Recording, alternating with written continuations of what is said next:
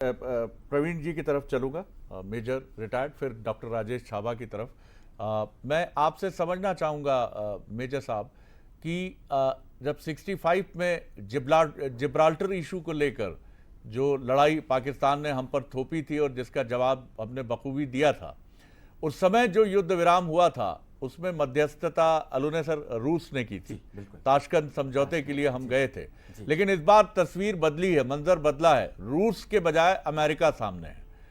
रूस हमारा बहुत विश्वसनीय दोस्त रहा है, तो क्या आपको लगता है कि ये जो अमेरिका की मध्यस्थता है, ये भारत और अमेरिका रिश्तों में एक नया अध्याय है और भारत को इसको पूरा कैपिटलाइज करना चाहिए, क्योंकि अमेरिका भी इसको कैपिटलाइज करना चाहेगा?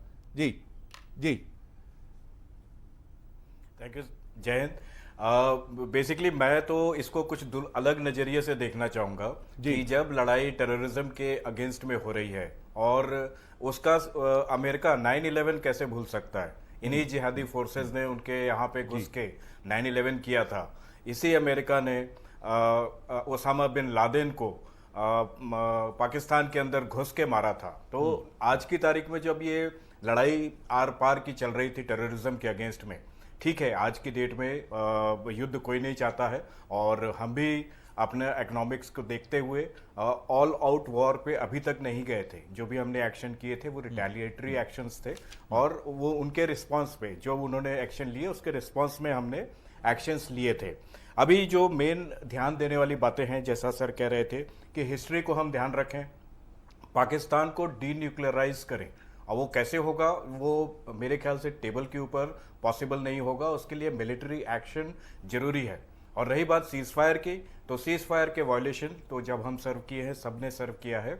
सीज फायर के वायलेशन तो रोज की बात है, कोई ऐसी बड़ी चीज नहीं है सीज फायर जिसके वायलेशन नहीं होते हैं, और ये रोज की चीज है। यदि आप बॉर्डर पे बैठते हैं तो सुबह भी सीज फायर होता है, शाम को भी होता है, ब्रेकफास्ट लंच और डिनर पे हम सीज फायर करते हैं, या इस तरफ से होता है या सामने एक तरफ से होता है, दोनों एक दूसरे को वायलेशन का इल्जाम लगाते हैं।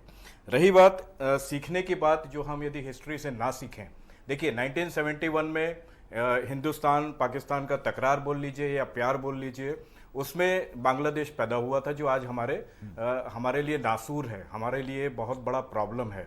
ऐसे ही इस कॉन्फ्लिक्ट में या इस प्यार में कहीं बलूचिस्तान, खैबर पख्तून ना पैदा हो और ये कल हमारे लिए नासूर अलग से ना बन जाए। साथ ही साथ कश्मीर का जो इशू है, कश्मीर इतना स्ट्रैटेजिक पॉइंट है। कश्मीर से जो गिलगिट बाल्टिस्तान का एरिया है, हम हमेशा पीओके की बात करते हैं, गिलगिट बाल्टिस्तान का जो एरिया है उससे हम direct Afghanistan, direct China, direct Europe से सड़क के मार्ग से जुड़ सकते हैं। और वो एरिया जो है वो हमारे लिए बहुत इंपॉर्टेंट है। तो राम राज्य की तरह से प्राण जाए पर वचन न जाए छोड़ करके हम कृष्ण राज्य के जो है नियम वो फॉलो करें वॉर के, कि everything is fair in love and war. आज की तारीख में देखिए, पाकिस्तान का जैसे कि सब जानते हैं, मैं हर डिबेट में बोलते रहता हूं कि ये आर्मी बेस्ट आर्मी है वर्ल्ड की। एक चीज में इसको कोई निर्विरोध है, वो सरेंडर करने में। वो हमेशा सरेंडर करती है, चाहे टीटीपी के अगेंस्ट में सरेंडर कर देती है, चाहे इंडिया के अगेंस्ट में सरेंडर कर देती है। आज भी सीज फायर के लिए प्रयास उनके तरफ से आया, डीजीएमओ ने उन्होंने कॉल किया और हमने उसको रिस्पॉन्ड किया। और आज की रात बड़ी प्यारी रात थी, क्योंकि उनकी मिसाइल सिस्टम फेल हो चुके हैं, कोई मिसाइल्स हमारे यहाँ लैंड नहीं किए। उनका एयर डिफेंस सिस्टम फेल हो चुका है, उनके एयर डिफेंस फ्रीक्वेंसी हमारे पास है, जैसे वो ऑन करेंगे हम उसे बर्बाद कर देंगे। उनकी एयर स्ट्रिप्स बर्बाद हो चुकी है, टोटल एयर सुपीरियोरिटी हमारे पास है, हम जो चाहे कर सकते हैं।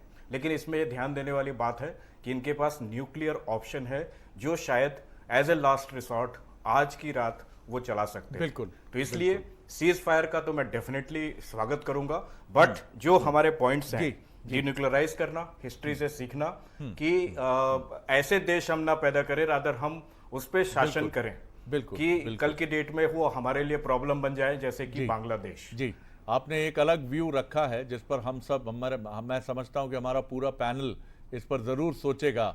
दो तीन बातें जो आपकी तरफ से, सतीश जी की तरफ से, वत्स साहब की और श्याम सुंदर सर की तरफ से आई हैं, बहुत इंपॉर्टेंट हैं और एक अलग रोशनी की तरफ हमें ले जाती हैं। दो छोटे छोटे कमेंट और लूंगा मैं। जी प्रवीण जी आपका क्विक रिएक्शन 10 सेकंड में, फिर मेजर जनरल छाबा का क्विक कमेंट 10 सेकंड में। जी जी जी जी जी जो हमारा लड़ाई थी टेररिज्म की, तो उसको हमको समझने की ज़रूरत है। वो पाकिस्तान या कोई और कंट्री को ख़त्म करने से कभी ख़त्म नहीं होने वाला। उसके लिए हमको उस मेंटेलिटी, उस आइडियोलॉजी को ख़त्म करना होगा जहाँ 4 अली बाबा और 40 चोर, 4 बीबी और 40 बच्चे, और फिर उनको मदरसों में ब्रेन वॉश करके आप जी उनको जी ट्रेन करते हैं, बिल्कुल जिहादी बिल्कुल, बनाते बड़ा हैं सवाल काफिरों है, को बड़ा मारने सवाल के है, लिए। बड़ा सवाल इस है। आइडियोलॉजी को जी हिट करना जी जरूरी है। डॉक्टर छाबा 10 सेकंड सर जी।